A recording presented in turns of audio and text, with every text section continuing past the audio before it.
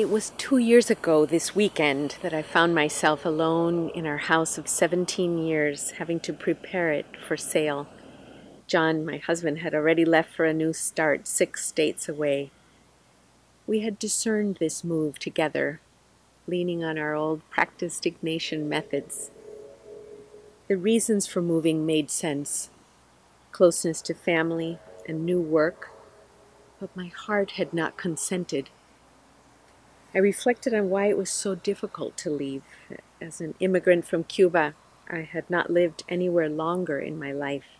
We raised the 3 boys in this community, and as a leader, I had grown tremendously with my colleagues at Creighton University. Just the January before, I had graduated with my PhD in organizational psychology. The years in Omaha were a treasure, and the future was fuzzy. When the pain of leaving was particularly acute, a wise friend urged me, be open to the new. That hit me, the simple word and phrase of advice. She made it sound so easy. Be open to the new. I felt the resistance in me like the clay in this North Carolina soil that resists the seeds that I try to plant in this new garden in our rented house. I experienced anxiety I had not known. I was having trouble trusting that all things work together for good to those that love God, as Paul tells us today in Romans. I tried to offer it up, as my mama had taught me to do with painful experiences. I prayed in solidarity with Syrian and Central American refugees being forced from their homes.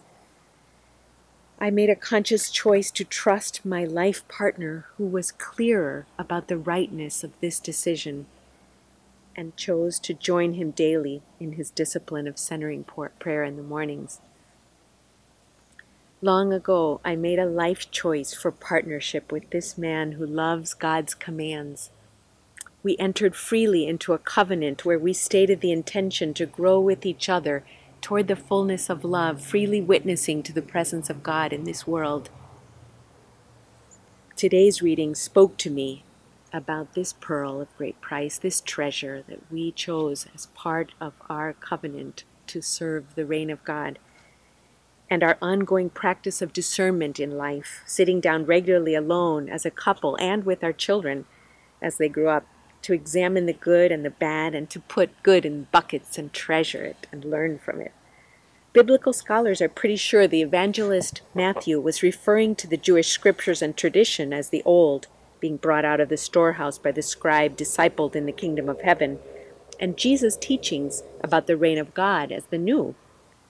Some scholars, though, think that the old includes Jesus' teaching, and the new is what came after the crucifixion for the Spirit-led community facing all the challenges of being faithful and living the standards of the reign of God in the world as we face. Openness to the new in this transition of my life has come slowly for me this time, but it has slowly come. I have a very interesting job where I can draw from the storehouse of the old and the new inside and around me. We are living close to a dynamic and gifted young couple, our son and his wife, both in public justice ministries with 2 young children that we're growing to know and adore, along with the chickens in the yard and the hipsters in Durham. I appreciate in a new way the tension and dance of drawing from the old and discovering, creating, and pushing out the integrative new. We are in such a time. It feels urgent to draw deep from the wisdom of ancient practices of integrative wellness, community, healing, and justice-making, and to include our earth in our horizon of impact. Do you understand all these things, Jesus asks us? How much I wish I could say a confident yes, as Matthew describes the disciples as responding. It is such a confusing time. Give your servants an understanding heart, O God. We know we're called according to your purpose, and we're being conformed to the image of your Son. We have made life options to choose your reign above all else. Show us how to do this in partnership. Help us witness to your faithfulness in our covenants of love. We love your commands. Strengthen us in caring for each other and for our earth.